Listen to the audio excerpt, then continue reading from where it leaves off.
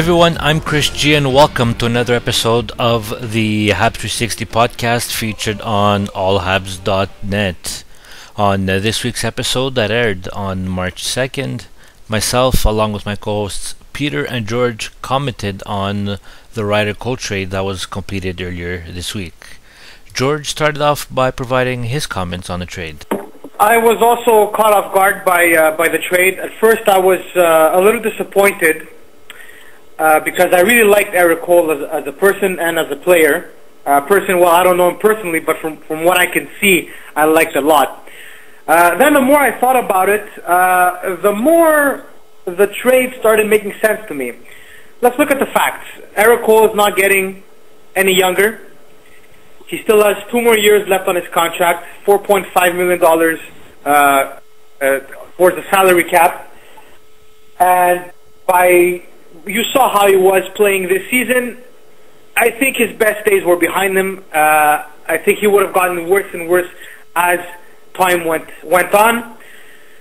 Michael Ryder, on the other hand, he's been in this situation before. He's been with the Habs, and he's not as valuable on the cap hit. And even if he does not do well, he's a free agent at the end of the season, so no harm done. So from a hockey point of view, I think it's a good deal for the Habs. Peter, what are your thoughts on the trade? Oh no, I definitely agree. Getting rid of this contract is the best part of the deal. I mean, we all said it since. I know I said it myself. As soon as they signed him as a free agent, the first thing that came to my mind is, wow, too many years. Good acquisition, but too many years on that contract. And we all knew we were going to regret this by years 3 and 4. So after a great season last year, and year 2 didn't start off that great, getting rid of this contract was like the best thing that the Habs could have done. And this was definitely like a business move.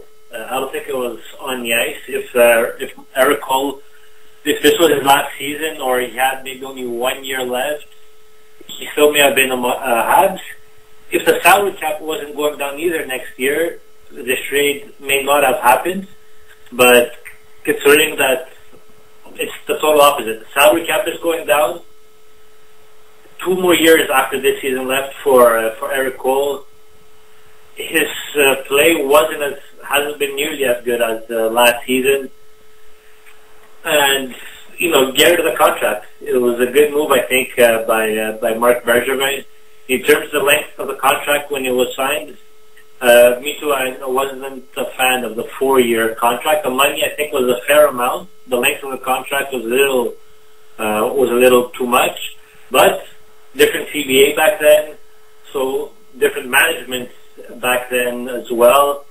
Did the Canadiens have to give him a 4-year contract to get him to sign Montreal? Because, like they said, the Canadiens have to overpay or give an extra year to get a player to come here. Were those the circumstances?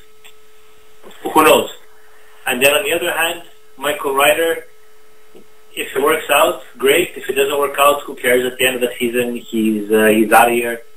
So pure business move, I think, for Montreal Canadiens.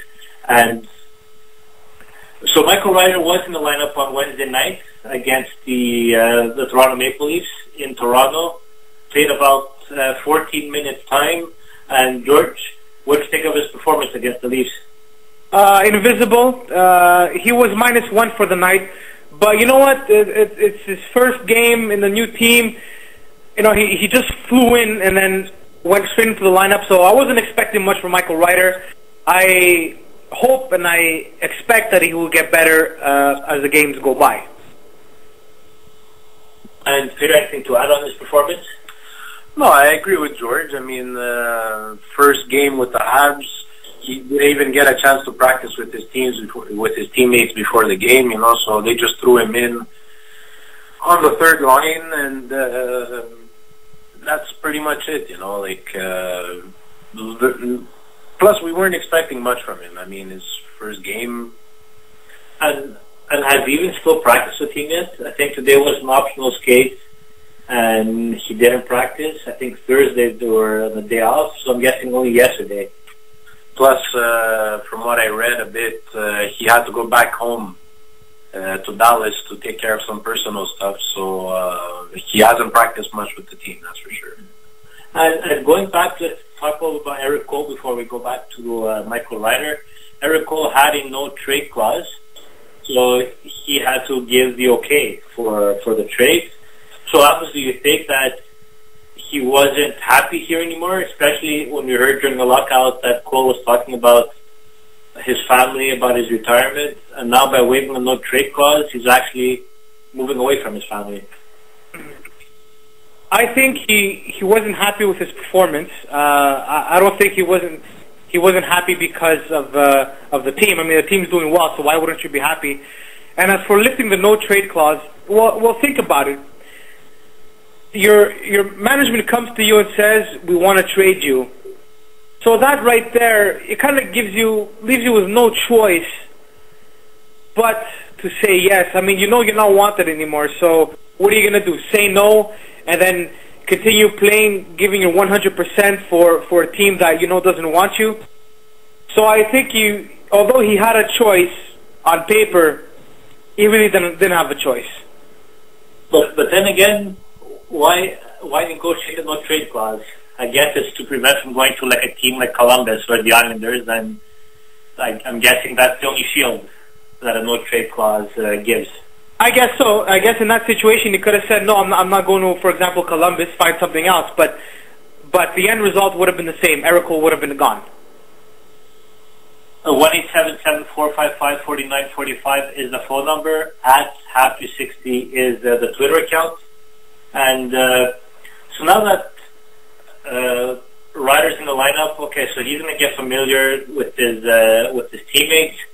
So Peter, assuming a healthy team for the Canadiens, where do you see lineup? Where do you see Ryder in the lineup? Like, who do you see as his line mates? Well, definitely, they haven't brought him here definitely to play a third-line role. Obviously, in Game 1, he was on the third line, but it makes sense, too. Like we said, you know, we weren't expecting much from him in the first game, but eventually, when he gets a couple of practices with the team, I believe that he will be on the top two lines somewhere. A guy like him needs, I think, a player like David Desharnais to feed him the puck so he could, because Ryder is a shooter, and a guy like Desharnais could set him up very often, more than Thomas Plekanec, I think. So who would you bump out the top six? Like, I should ask, who would be in your top six then? Like forwards for the Canadiens. When the team is healthy? Yeah.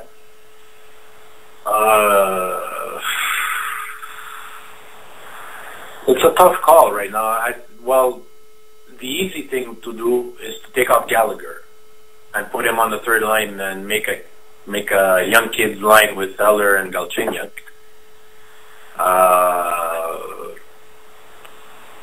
And you could always have Gallagher as an option for if one of the veterans is not putting in 100% effort. You could always ship him on the top two lines. Here's I try taking a crack at what the lines would look like for the Canadiens, assuming when Bork is back in the lineup. I would put keep a line that was successful, Pacioretty, Desharnais, and Gallagher as one line.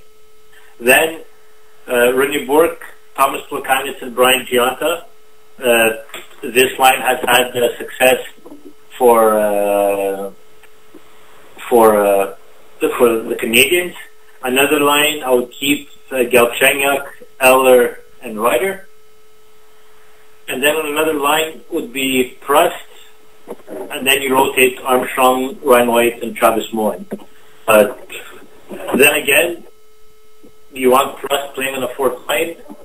I think he's better than the fourth line player.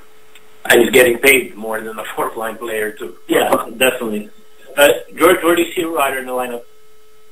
You know, it doesn't matter where he plays. You know, to me, there's no such thing as line 1, 2, 3, because as we've seen so far this season, on any given night, there's a different line that's producing. So on any given night, you could have a different line 1 and line 2 and 3. So Michael Ryder was brought in for one thing and one main thing, and that's the power play. The power play has been struggling of late. Most of his goals are scored on the power play. That's what he's in for. As to who he plays with, you know, he's a top 9 forward. You know, you guys talk about top 6. To me, this Montreal Canadiens team it's about a top 9 forward, and the remaining 3 is your fourth line. So on any given night, anybody could be your top guys.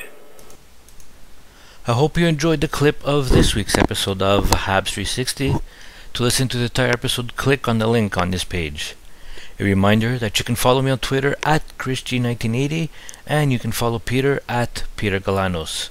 Our next episode will air live on Saturday, March 9th at 2 p.m. Eastern. Follow at Habs360 on Twitter for more details. Have a good week, and we will talk to you next week.